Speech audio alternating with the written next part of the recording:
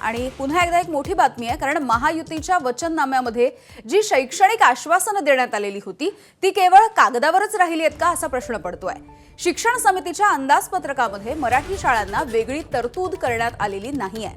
मराठी शाळांना वेगळी तरतूद करण्याचं आश्वासन महायुतीनं आपल्या वचननाम्यामध्ये दिलेलं होतं। इंग्रजी भाषेच्या प्रयोगशाळांसाठी 3,87,00,000 रुपये देण्यात आलेत। महानगरपालिकेनं 279 इंग्रजी भाषेसाठीच्या प्रयोगशाळा आतापर्यंत स्थापन केलेल्या आहेत।